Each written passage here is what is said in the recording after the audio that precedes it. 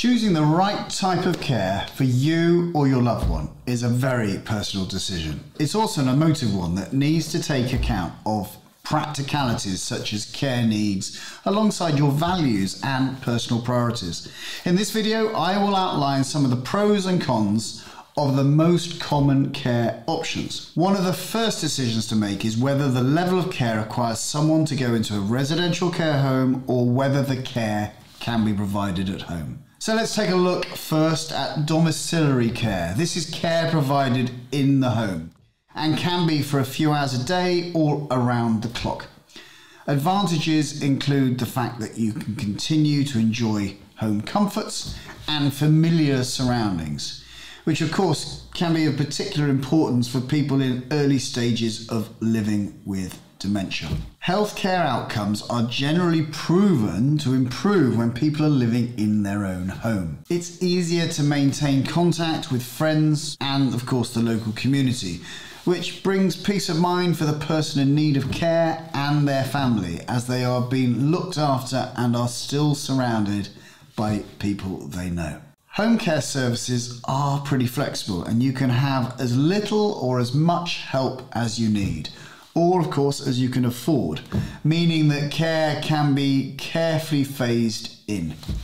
And because most care is provided by agencies, the agency is responsible for vetting staff and will cover absences if necessary. When it comes to costs, receiving care at home might be a lot cheaper than moving into a care home, depending on the amount of care needed.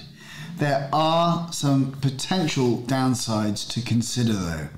There will be periods of time when a carer is not around, unless they are a live-in carer. If people need the reassurance of knowing someone is always available, they may prefer to move into extra care housing or a care home. You may end up with different staff on a regular basis, although the aim is usually to provide consistency of care. Care workers will try but might not always be able to call at the arranged times, which can be particularly difficult if the person waiting needs to be helped to the toilet. And finally, your choice of care services may be limited by what's available in your locality. Let's move on to the main advantages of living in a care home. Firstly, safety. There is always someone around with staff on duty day and night. And in a nursing home, medical care from a qualified nurse is provided 24 hours a day. Residents usually have a room of their own, which can be personalised with your own furniture, pictures and ornaments. Regular meals are provided. There are opportunities to easily socialise with others, and it can bring peace of mind for family that a vulnerable relative is being taken care of. Living conditions are also safe, warm, clean, with no need to worry about taking care of your own home. And when it comes to the disadvantages of living in a care home, one of the top considerations, of course, must be cost. Care homes can be very costly, particularly for someone funding all or a large percentage of their own care. Your choice may be limited by availability at the time you need access and the amount of actual care received in a care home in any 24-hour period may be much less than expected.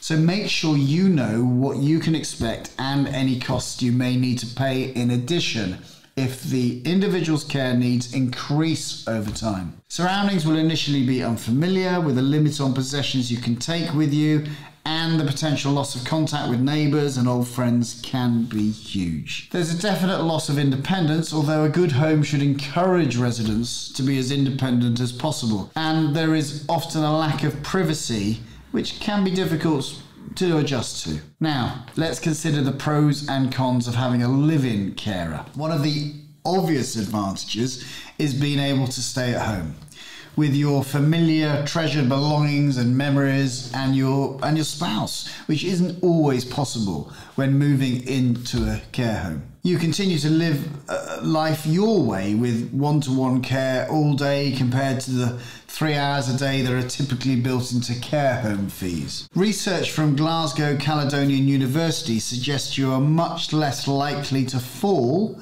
when living in your own home than you are in a care or nursing home.